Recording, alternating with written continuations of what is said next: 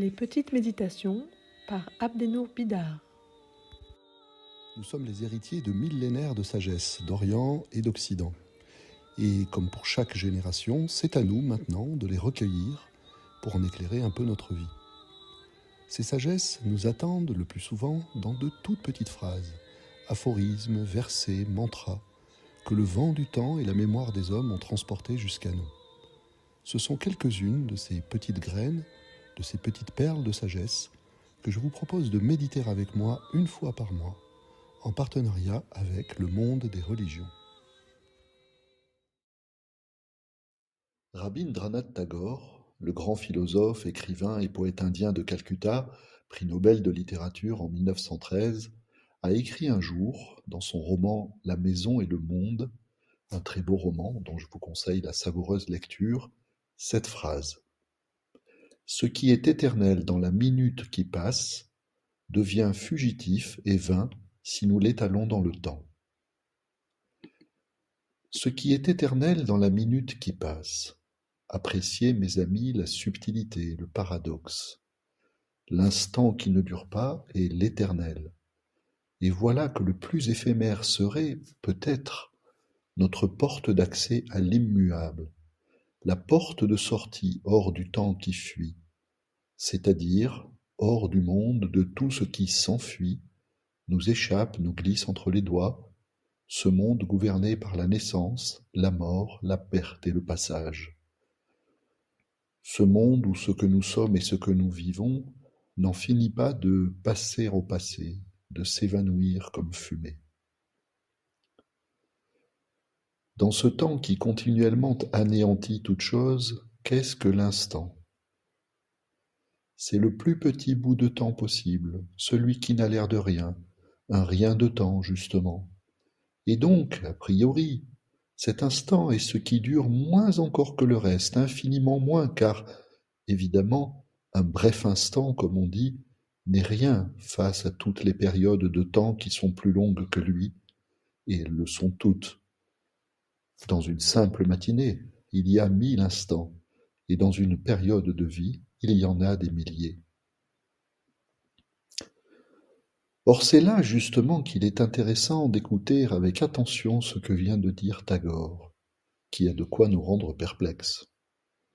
Il nous dit en effet que si l'on veut s'élancer dans la vraie durée de ce qui est immuable, on n'y réussira pas en essayant de faire durer les fausses durées qui nous attachent, toutes ces périodes de temps qui, pourtant, nous paraissent plus longues que l'instant. Jamais on n'arrivera à faire durer sans fin une belle matinée qui nous a comblés de sa douceur.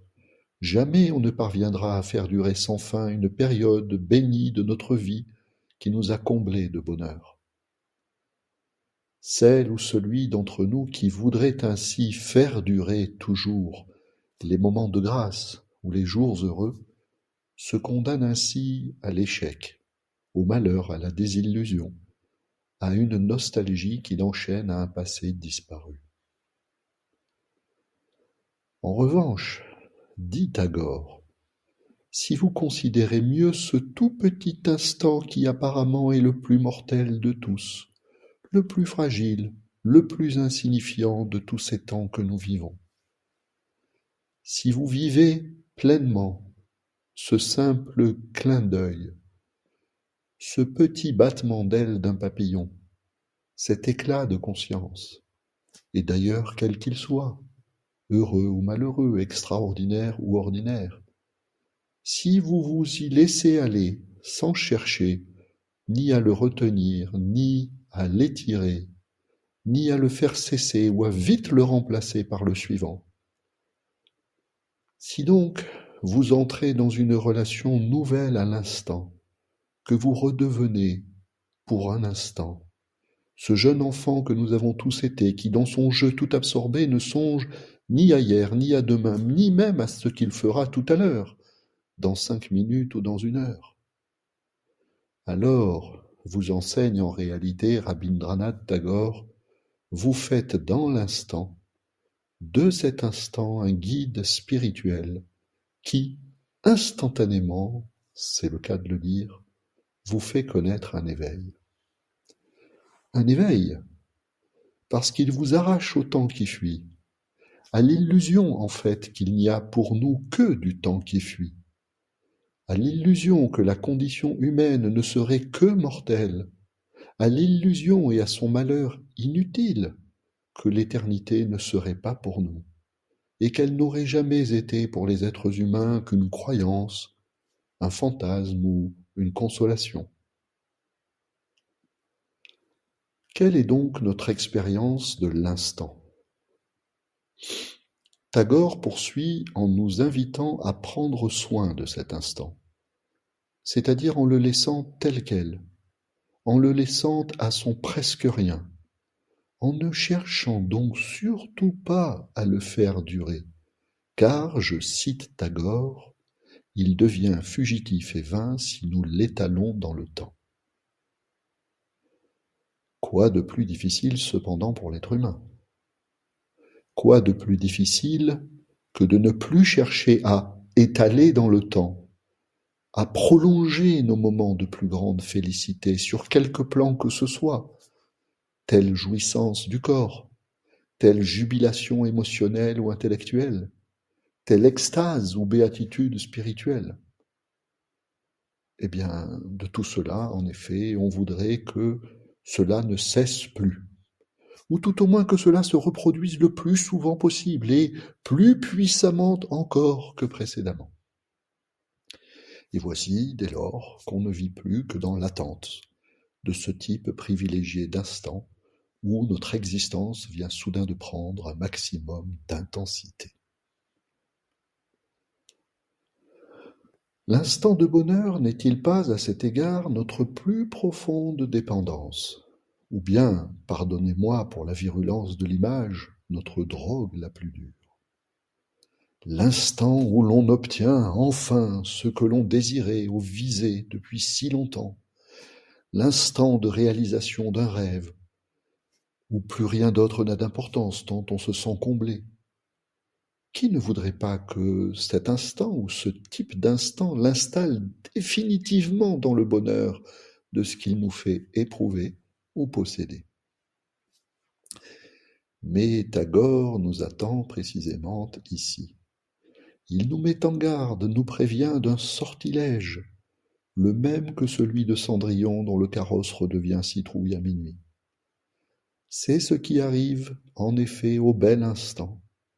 Il fond comme neige au soleil, et vouloir le faire durer toujours est vain, parce qu'on essaie de le faire passer dans la fausse durée dont je vous ai parlé, la durée des heures, des jours, des années, toute cette durée qui ne dure pas. Alors que le seul moyen de faire réellement durer l'instant est de renoncer à le faire durer, de renoncer à vouloir en faire une barque sur le fleuve du temps, et qui finira invariablement par sombrer dans ces eaux tumultueuses et toujours courantes. Laissons donc filer l'instant. Ne jetons pas la bride au cou de ce cheval sauvage, et qu'à chaque instant s'envole librement l'oiseau de l'instant. Car, dit un peu plus bas Tagore, dans le même passage et le même esprit, c'est seulement quand nous ouvrons à l'oiseau la porte de la cage que nous comprenons combien l'oiseau nous libère. Quelle que soit la chose que nous mettions en cage, elle nous enchaîne par des désirs plus forts que des liens de fer.